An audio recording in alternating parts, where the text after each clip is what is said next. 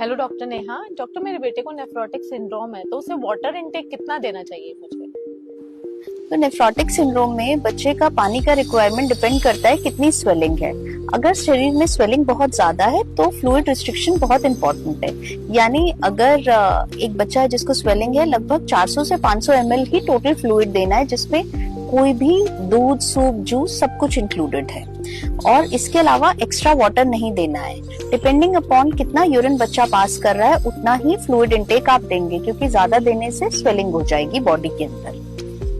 और सॉल्ट उसको कितना देना चाहिए हमें डेली यूजेज में, या मंथली उसके अंदर कितना सॉल्ट इनटेक होना चाहिए? बच्चे को कितना सॉल्ट देना चाहिए ये डिसाइड हम करते हैं। एक्स्ट्रा सॉल्ट वाली जो भी चीजें हैं, जैसे बाहर के पैकेज्ड आइटम्स, वो आपको नहीं देने हैं। लेकिन नॉर्मल सॉल्ट इनटेक आप कंटिन्यू कर सकते हैं। यानी जो भी घर का बना हुआ खाना है वो आप उस बच्चे को दे सकते हैं, जिसमें दाल, चावल वगैरह, क्योंकि अगर आप सॉल्ट नहीं डालेंगे तो वो खाना बिल्कुल भी टेस्टी नहीं होगा और बच्चा उसे नहीं खा पाएगा। यूजुअल केसेस में 2 to 3 grams of salt per day आप बच्चे को दे सकते हैं।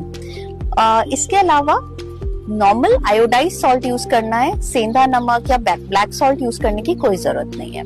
बच्चे चॉकलेट और बाहर के फूड के लिए बहुत जिद करते हैं, तो ऐसे में मुझे क्या करना चाहिए? क्या कभी कभी उनको दे सकते हैं? बच्चे की अगर शुगर इंटेक की बात करें तो ऑलरेडी नेफ्रोटिक सिंड्रोम की वजह से they are on steroids for minimum period of 3 months। इस बीच में शुगर हाई होने के बहुत चांसेस होते हैं, क्योंकि ये स्टेरॉइड्स का साइड इफेक्ट है। तो बहुत जरूरी है कि आप शुगरी आइटम्स को उसके डाइट से बिल्कुल हटा दें, क्योंकि वेट गेन होने की बहुत ज्यादा संभावना है।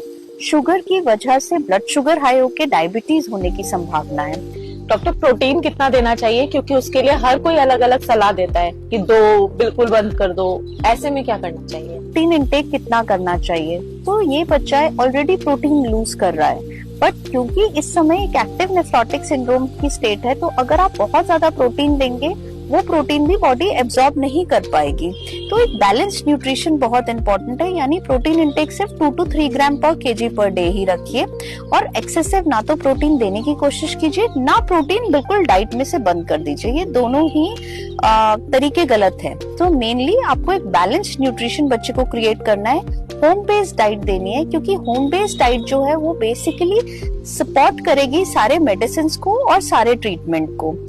अगर आप बच्चों में नेफ्रोटिक सिंड्रोम की डाइट के बारे में कुछ भी डिटेल्स जानना चाहते हैं, या किसी भी किडनी डिसीज की डाइट के बारे में जानना चाहते हैं, तो नीचे दिए हुए कैप्शन से आप हमसे कांटेक्ट कर सकते हैं। मैं डॉक्टर नेहा भंडारी हूँ, या Komal child and kidney clinic Delhi पे आप हमसे कांटेक्ट कर सकते हैं। Thank you.